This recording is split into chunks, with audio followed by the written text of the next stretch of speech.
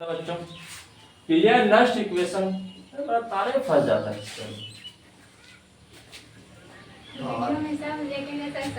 देखिए अब यह नष्ट इक्वेशन देख लीजिए कि हमारे यह नष्ट में जानते हो बहुत अच्छा इक्वेशन देती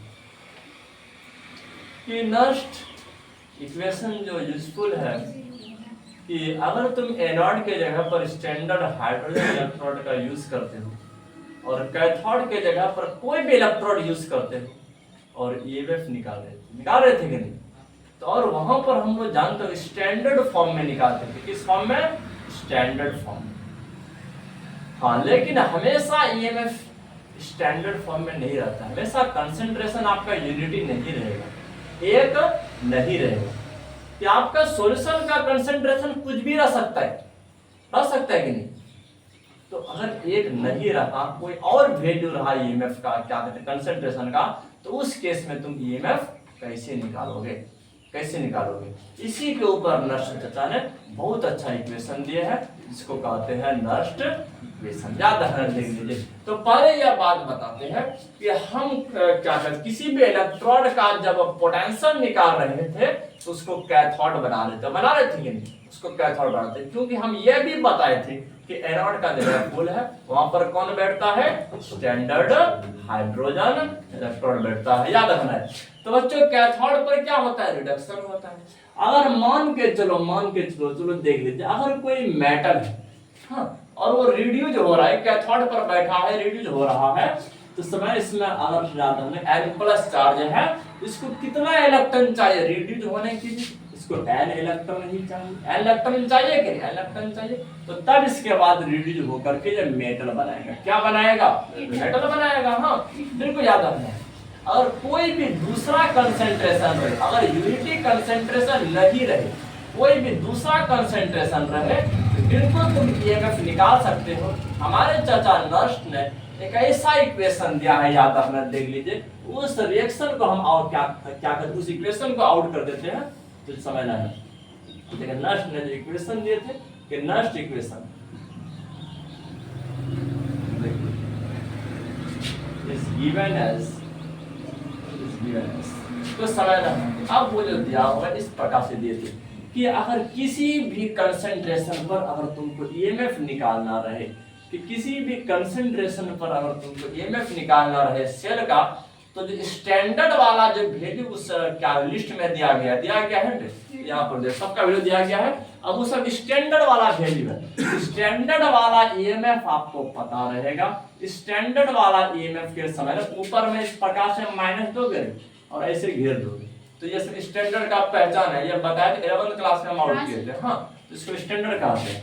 तो माइनस क्या कर दोगे भैया? तो RT बट्टा NF बट्टा RT बट्टा NF इनटू समझने LN कहते हैं कि एंटी लॉग कहते हैं बच्चे, बिल्कुल याद रखना। अब इसके बाद पहले इसका ऑक्सीडाइज वाला फॉर्म और बट्टा रिड्यूज वाला फॉर्म, ऑक्सीडाइज वाला फॉर्म बट्टा रिड्यूज वाला फॉर्म। हाँ, बिल्कुल याद रखना है। अब ये इक्वेशन जो दिए थे फर्स्ट टाइम में नष्ट में दिए थे, इसीलिए इस इक्वेशन को कहा जाता है नष्ट इक्वेशन। तो बोलोगे सर यहाँ सबका मीनिंग बता दीजिए, सबका मीनिंग एक एक करके बता दीजिए। देख लीजिए, तो वेयर, अब ये जो आपका देख रहे हो क्या कहते हैं, या नॉट वाला, ये स्टैंडर्ड वाला वैल्यू है। क्या है? हाँ, राइट। देख ध्यान से मैंने, अब ये स्टैंडर्ड वाला वैल्यू है। देख लीजिए, standard EMF of cell, standard EMF of, अरे अपना मोबाइल बंद करो। देखिए स्टैंडर्ड ईएमएफ ऑफ सेल, याद रखना बच्चों, ये स्टैंडर्ड ईएमएफ ऑफ सेल है। और दूसरा ये R जो देख रहे हो, ये बिल्कुल तुम लोग याद करो, 11th क्लास में बताए थे गैसियस कांस्टेंट के बारे में, बताए थे कि नहीं? R का वैल्यू कितना बताए थे? 8.314 जूल पर मोल पर केल्विन, इस प्रकार का बात किए थे कि? अब तीसरा देख लीजिए, अगर T फॉर टमाटर नहीं बच्चों, ये टेम्परेचर को दिखाते हैं। देख, अगर स्टैंडर्ड टेम्परेचर रहे तो 298 केल्विन लोगे। कितना ले लोगे? 298 केल्विन लोगे। और ये जो N देख रहे हो, N वो क्या कहते हैं? इलेक्ट्रॉन का मोल की संख्या है। तो N जो देख रहे हो, ये number of mole of electron है। ये क्या है? Number of mole of electron. जितना मोल इलेक्ट्रॉन लगातार रिड्यूस करना है उसी का संख्या को हम लोग किससे दिखाए, n से दिखाए। याद रखना number of mole of electron, number of mole of electron.